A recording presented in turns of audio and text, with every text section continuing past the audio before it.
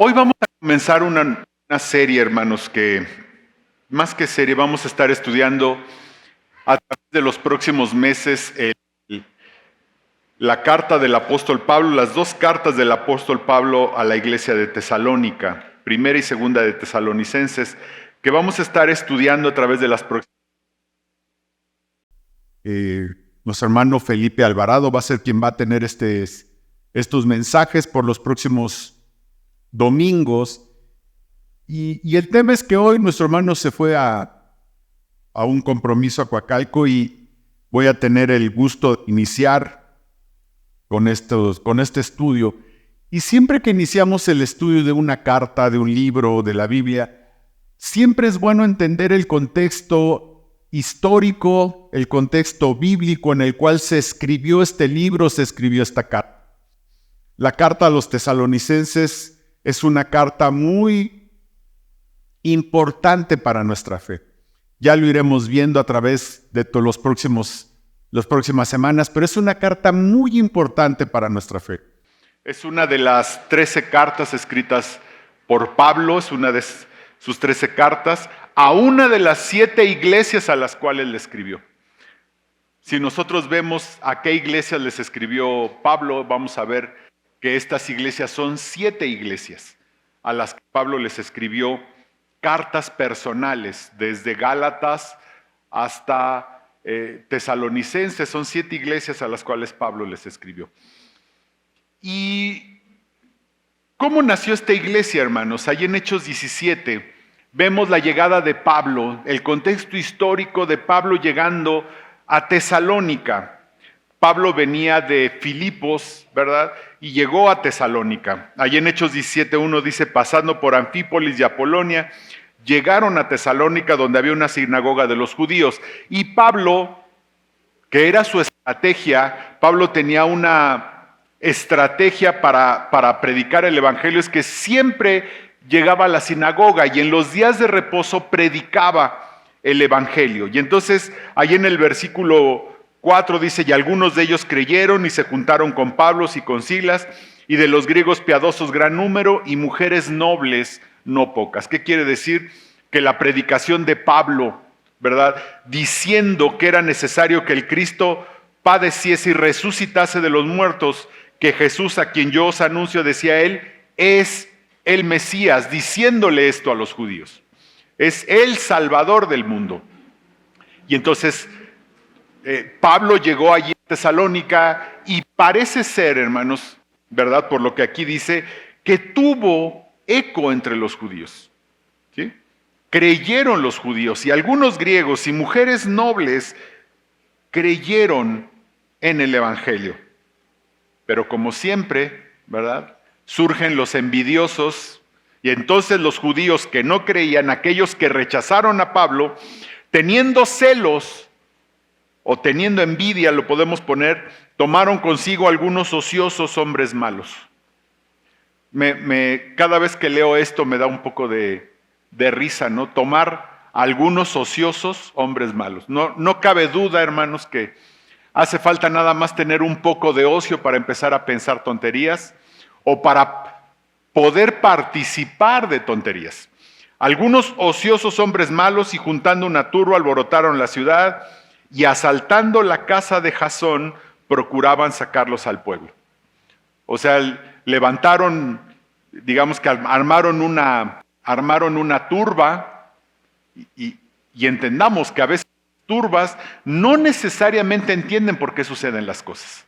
Hace falta unos cuantos que digan alguna verdad a medias para que toda una multitud o una muchedumbre de personas lo sigan y crean y vayan. Solo así podemos entender los linchamientos, por ejemplo. ¿Sí? Solo así podemos entender que una turba haga algo tan denigrante, tan espantoso como linchar a unas personas. Recuerdo cuando un diciembre lincharon unos policías allá, creo que en Tláhuac, ¿no? Y todo fue decir que estaban robando niños. Nadie se puso a pensar, ¿y realmente los estaban robando? ¿Sí se robaron? ¿No se robaron? Hace falta tener 2 neuronas y que no se hablen entre ellas ¿verdad? Para seguir a una turba y pensar que podemos, que nos da derecho a matar o a hacer alguna de estas cosas. Pero esto fue lo que estaba pasando. En realidad, se levantó una turba de gente, insisto, con dos neuronas que no se hablan, ¿verdad? Para seguir e ir tras de una semiverdad. Y querían tomar a Pablo, pero no hallándolos trajeron a Jasón y a algunos hermanos ante las autoridades de la ciudad gritando: estos que trastornan el mundo entero también han venido acá. Fíjense nada más, que trastornan el mundo entero. Por supuesto que el evangelio estaba trastornando el mundo, pero no en la manera en que ellos lo querían expresar. No es que el mundo se estuviera trastornando. Hoy se está trastornando el mundo, pero no precisamente porque el evangelio se esté predicando a todas las naciones. No porque el evangelio esté llegando a todas las naciones. Se está trastornando el mundo porque hoy decidimos creer. Déjeme cómo lo digo. Hoy decidimos creer mentiras, ¿verdad? Y el mundo se está trastornando. Esto sí es trastornar el mundo. Pablo lo único que hacía era llevar el evangelio, hablarle a las personas, entraba primero a las sinagogas de los judíos estaban creyendo, los gentiles estaban creyendo en el evangelio. Claro, estaba trastornando el mundo, pero no precisamente un trastorno, porque lo quisieron llevar a lo político. Estos que trastornan el mundo entero también han venido acá, a los cuales Jasón ha recibido, y todos estos contravienen los decretos de César diciendo que hay otro rey, Jesús. Vaya, eso es una absoluta y completa mentira. O sea, que estaban en contra de los decretos de César diciendo que hay otro rey. O sea, lo que le estaban diciendo a los ahí del gobierno, oye, es que estos andan diciendo que César no es rey. Hay otro rey que es Jesús. Y nada más alejado de la verdad. Ellos decían que Jesús era el Mesías, que Jesús era el Cristo, que era necesario que padeciese, que muriese y que resucitase, que es el evangelio lo que estaban predicando. Pero estas personas decían una mentira absoluta. Y entonces alborotaron al pueblo. Y alborotaron al pueblo y a las autoridades de la ciudad oyendo estas cosas, pero obtenida fianza de Jasón y de los demás, lo soltaron y entonces tomaron a Pablo y lo mandaron a Berea, ¿verdad? Y todavía en Berea estos hombres malos y ociosos se enteraron de que ahora Pablo estaba predicando en Berea y fueron a Berea, o sea, persiguiendo a Pablo. ¿Qué quiero decir con todo esto, hermanos? Que esta iglesia nació en medio de tribulación y de persecución. Es una iglesia que nace en medio de una persecución directa. ¿De quiénes? De una turba de personas incitada por hombres malos y ociosos. Nada más algo curioso. Parece ser, Romanos 16, 21 dice, Pablo escribiendo dice, os saludan Timoteo mi colaborador y Lucio, Jasón y Sosípater mis parientes. Parece ser que Jasón era pariente de Pablo. Y me da a creer que así era porque pues creo que por lo que dice allí la Biblia, Pablo estaba hospedado, o por lo menos dijeron, Jasón es pariente del que viene a trastornar, pues agarremos a Jasón, ¿no? Entonces parece ser que Jasón era pariente de Pablo y estaba yo hospedado con él. Y entonces fue por lo que se armó esta turba, por lo que detienen a Jasón, pero finalmente obtuvieron fianza y esto allí quedó. El tema, hermanos, es que históricamente la iglesia de Filipos nació en medio de tribulación y de persecución. En medio de una tribulación y de una persecución. Los hermanos estaban allí y vieron, fíjense nada más, nuevos cristianos, recién convertidos, ¿no? Recién convertidos, ven la tribulación y ven todo esto. La carta a Filipenses dice que él mandó a preguntar con Timoteo a ver cómo estaban, a ver si la tribulación había sido muy dura. Y dice, y me alegra de que regresó Timoteo con buenas noticias de que su fe seguía firme. Hermanos, hoy Parece ser que a los nuevos creyentes no queremos que ni los toquen con algodón, ¿no? Así de, ay, pastores, viene un nuevo creyente y bueno, que los queremos envolver en algodón. Y hermanos, las tribulaciones y los problemas siempre van a estar, más en los nuevos creyentes. Esto es una gran enseñanza. Los nuevos creyentes de la antigüedad enfrentaban las peores tribulaciones recién convertidos. Y no obstante eso, seguían firmes. Y a veces vivimos angustiados. Ay, Dios mío, no visitaron ese nuevo creyente. No, y están haciendo cosas y se va. Hermanos, claro que debemos de cuidarlos, debemos de disipularlos, debemos de estar al pendiente de ellos. Pero hermano, van a tener que enfrentar tribulaciones.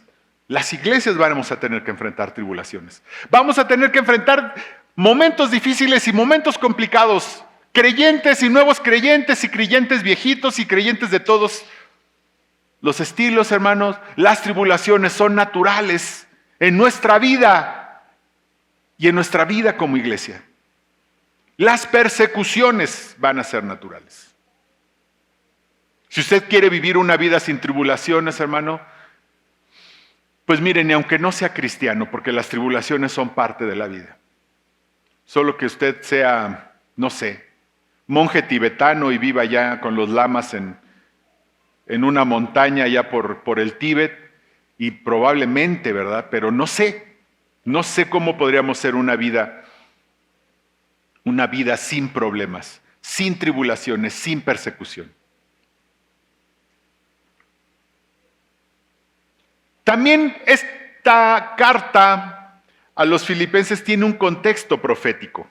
Yo les decía que Pablo le había escrito a 7 iglesias. Y si nosotros somos un poco curiosos, vamos a entender, ¿verdad?, que estas cartas escritas por Pablo a 7 iglesias se corresponden proféticamente, históricamente, con las 7 cartas escritas, ¿verdad?, por Juan, cosas que el Señor Jesucristo le habló a 7 iglesias allá en el Apocalipsis. ¿Verdad? Son las palabras de Jesucristo dichas a 7 iglesias en el Apocalipsis, escritas en cartas por Juan. Y la carta escrita a los tesalonicenses se corresponde con la carta escrita a la iglesia de Esmirna. Esmirna quiere decir o tiene su raíz en la palabra mirra. La mirra era una planta, era una flor con la que se preparaba a los muertos. Era una flor muy amarga, pero que además muy olorosa, para que cuando el muerto empezaba a oler mal, ¿verdad?, ¿cómo se dice?, se disimulara un poco el olor, porque era una planta muy olorosa. Cuando nació el Señor Jesucristo, los magos le llevaron mirra, dando a entender que iba a morir por la humanidad. Y entonces la carta escrita a Esmirna habla de una iglesia de muerte, una iglesia perseguida. Y si nosotros la leemos, vamos a ver que es la carta que el Señor Jesucristo le dice, o las palabras que el Señor Jesucristo le dice a una iglesia perseguida. Además, estas cartas, 7 cartas, son 7 periodos de la historia de la iglesia, desde su nacimiento hasta que el Señor regrese, que es con la carta de la Odisea, que es la era en la que estamos viviendo nosotros. Dice Apocalipsis 2 a partir del versículo 8, y escribe al ángel de la iglesia en Esmirna, el primero y el postrero, el que estuvo muerto y vivió, dice esto: yo conozco tus obras y tu tribulación y tu pobreza, pero tú eres rico, y la blasfemia de los que dicen ser judíos y no lo son, sino sinagoga de Satanás. No temas en nada lo que vas a padecer. El Señor Jesucristo inmediatamente le dice a esta iglesia que va a padecer, pero no le dice, mira, te voy a quitar el padecimiento. ¿No le dijo eso el Señor? ¿Qué le dijo en medio del padecimiento? No temas en nada lo que vas a padecer. El Señor no nos va a quitar los padecimientos, hermano. No nos va a librar de los padecimientos. Solo nos dice, no temas lo que vas a padecer. He aquí, el diablo echará a alguno de vosotros en la cárcel para que seáis probados y tendréis tribulación por 10 días. Sé fiel hasta la muerte y yo te daré la corona de la vida. Creo que este lema es el del seminario, sé fiel hasta la muerte, o es el lema de alguna iglesia que yo vi, o el seminario, no sé. Pero imagínense, sé fiel hasta la muerte. A veces somos fieles hasta que el pastor no nos saluda. Somos fieles hasta que perdemos el trabajo. Somos fieles hasta que se enfermó alguien de la familia.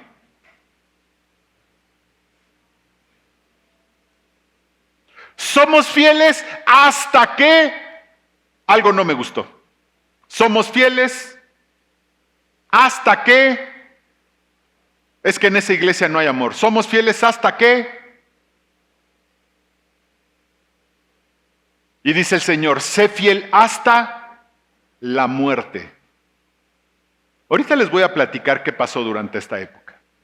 Sé fiel hasta la muerte y yo te daré la corona de la vida. La corona de la vida es un galardón. ¿A qué se refiere exactamente? No lo sabemos. Pero esto es para quienes han sido fieles hasta la muerte. El que tiene oídos para oír, el que tiene oído, oiga lo que el Espíritu dice a las iglesias. El que venciere no sufrirá daño de la segunda muerte. Esta carta habla mucho de muerte.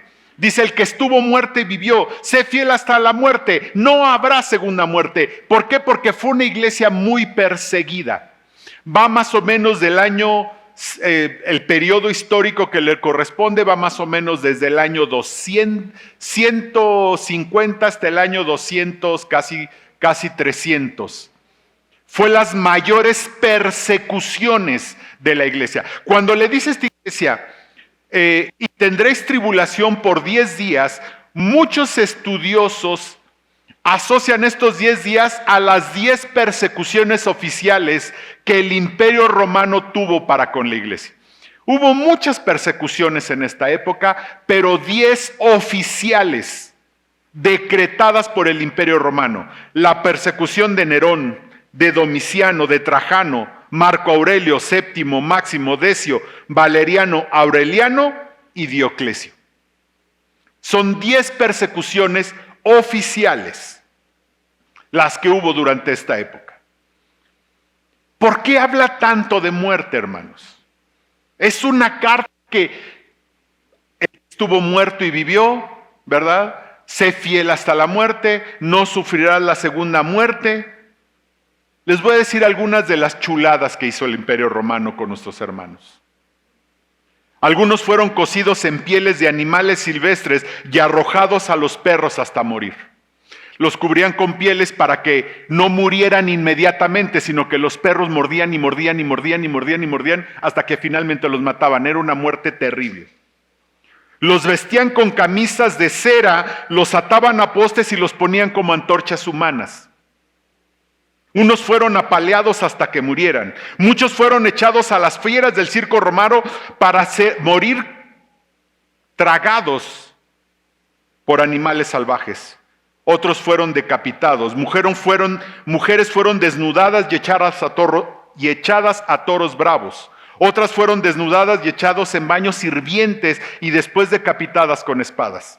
Ataron a los creyentes a caballos indómitos para que los arrastraran hasta que murieran. Unos fueron metidos en bolsas de cuero junto con serpientes y escorpiones y echados al mar para morir. Les rompieron algunos todos los huesos del cuerpo y luego los decapitaron.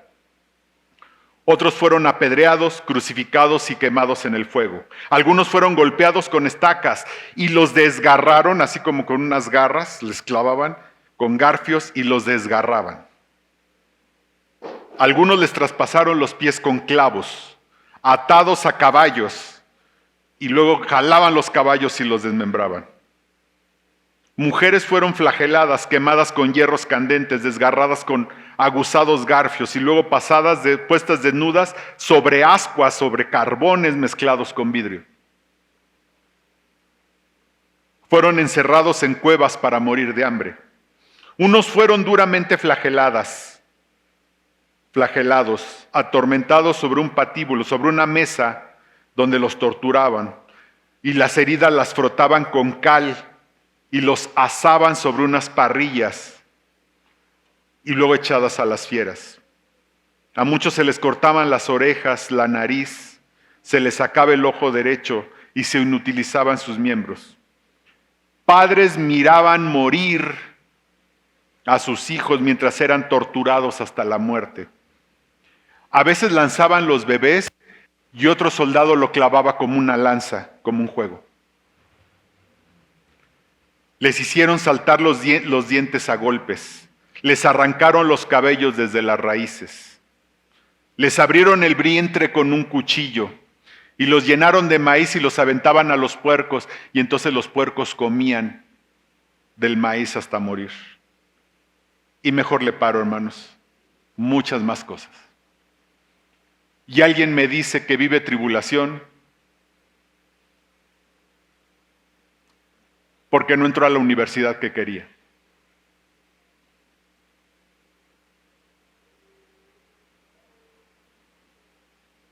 Porque no le dieron el aumento que esperaba. Porque está teniendo algunos problemas económicos. Y hermano, no estoy desechando sus tribulaciones, hermano. Pero a veces deberíamos entender lo que son las verdaderas persecuciones y tribulaciones. Y era una iglesia fiel. ¿Tenemos miedo, hermano? A veces nos da miedo no encajar en un grupo social.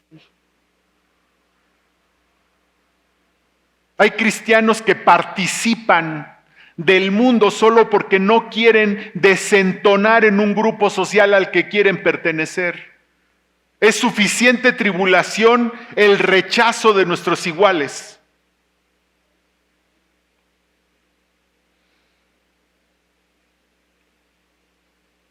A veces nos da miedo solo ser rechazados.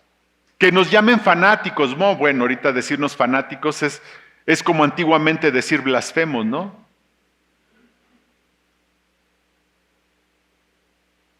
Hoy la peor blasfemia que usted puede decir, y para que le llamen y lo suban a la inquisición de la ideología de género, es solamente, y decir blasfemo solamente decir homofóbico.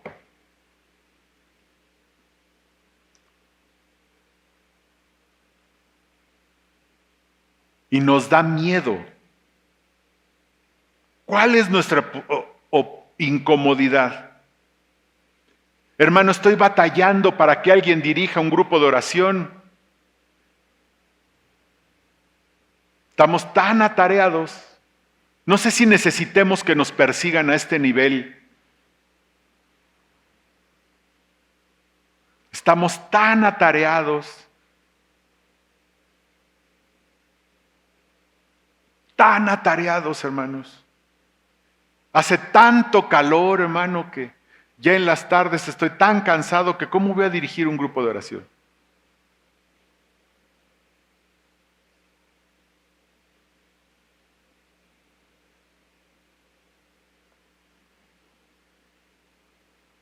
Y esta carta, hermanos, está dirigida a esos hermanos, a la iglesia que está en tribulación, a la iglesia que está siendo perseguida. Hermanos, usted y yo nunca hemos vivido la persecución.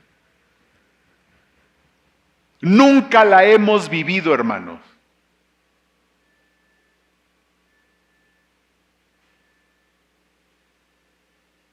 Gracias a Dios, nunca la hemos vivido.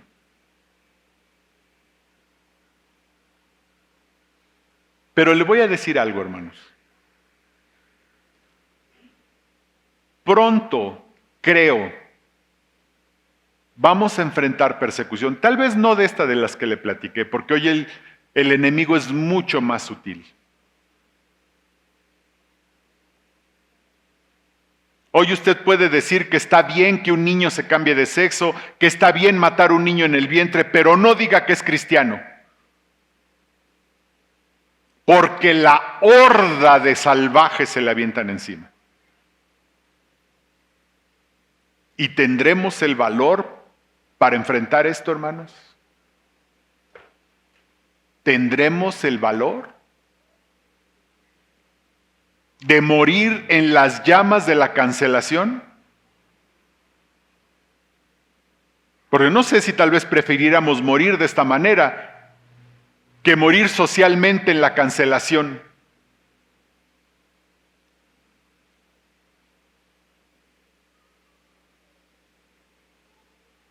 Y esta carta le habla a los cristianos y les dice por lo menos 3 cosas, en general, 3 cosas, a una iglesia perseguida y en tribulación.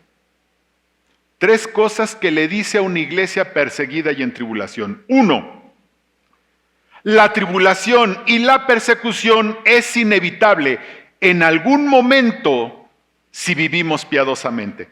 1 Tesalonicenses 3, versículo 2. Y enviamos a Timoteo, nuestro hermano, servidor de Dios y colaborador nuestro en el Evangelio de Cristo, para confirmaros y exhortaros respecto a vuestra fe, a fin de que nadie se inquiete por estas tribulaciones, porque vosotros mismos sabéis que para esto estamos puestos.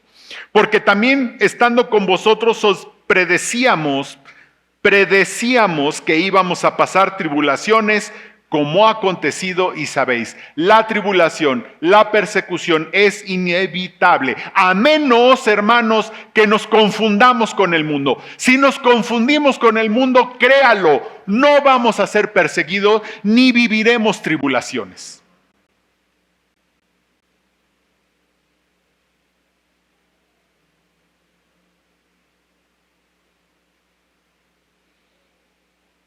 Le dijo Pablo a Timoteo allí en 2 Timoteo 3:12, y también todos los que quieren vivir piadosamente en Cristo Jesús padecerán persecución. Sí, hermano, si usted y yo nos confundimos con el mundo, no vamos a vivir persecución. Tristemente hoy hay iglesias que han abrazado la ideología de género con tal de seguir siendo socialmente relevantes.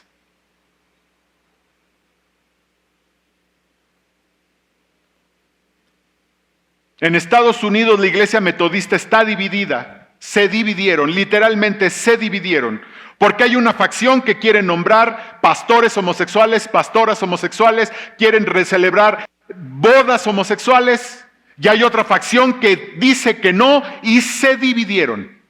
Hermanos, si nos confundimos con el mundo, júrelo, no vamos a padecer persecución. Pero si queremos vivir piadosamente, de acuerdo a lo que dice la Escritura, seguramente seremos perseguidos. Más pronto de lo que usted cree. Y no, hermano, no le van a clavar garfios y lo van a desgarrar de la carne. Simplemente lo van a cancelar.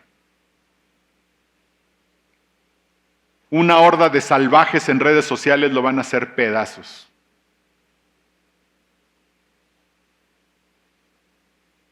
Pero hay quienes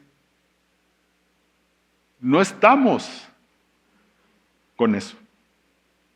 Segundo punto, la muerte no es nuestro destino y es temporal, hermanos. También la muerte social, La muerte no es nuestro destino y es temporal. 1 Tesalonicenses 4:13 dice, tampoco queremos, hermanos, que ignoréis acerca de los que duermen, para que no os entristezcáis como los otros que no tienen esperanza, porque si creemos que Jesús murió y resucitó, así también traerá Dios con Jesús a los que durmieron.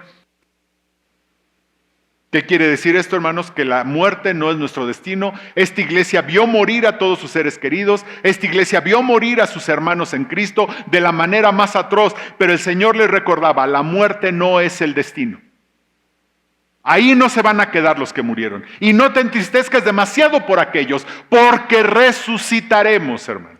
Y finalmente, en momentos de tribulación, pon tu mirada en la eternidad. En momentos de tribulación, pon tu mirada en la eternidad. 1 Tesalonicenses 5:1.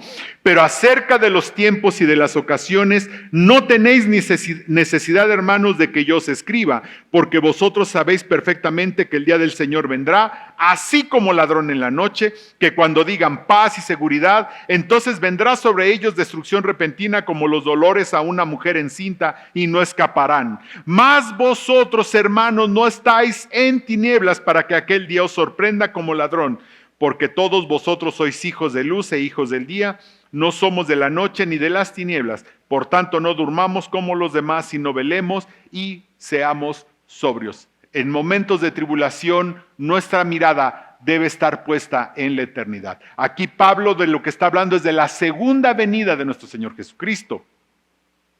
Es poner la mira en la redención, poner la mira en la eternidad, poner la mira en lo que viene, hermanos, no en lo que está ahorita. Si ponemos la mira en lo que estamos padeciendo en este momento, hermanos, qué terrible vida.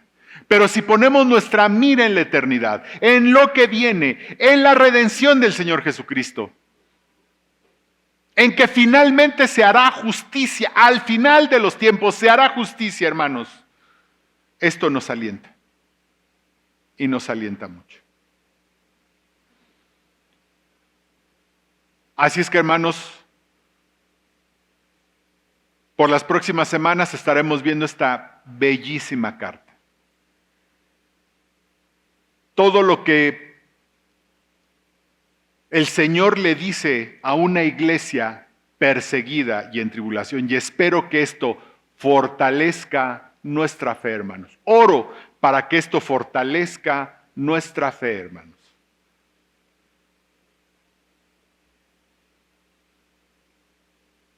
Y podamos vivir en un mundo corrupto, pero como cristianos auténticos. Oremos. Padre, te damos gracias. Gracias por estas palabras que tú hablaste a la iglesia de Tesalónica, pero que nos hablas a nosotros, Señor. Que podemos vivir, Señor, en medio de un mundo corrupto, Padre. Podemos vivir como hijos tuyos. Te agradecemos, Señor. Y que ahora, Padre, podamos fortalecernos en tu palabra, Señor. Fortalecernos en lo que tú quieres que hagamos. Te amamos, Padre. Te glorificamos. En el nombre de Cristo Jesús, nuestro Señor y Salvador. Amén.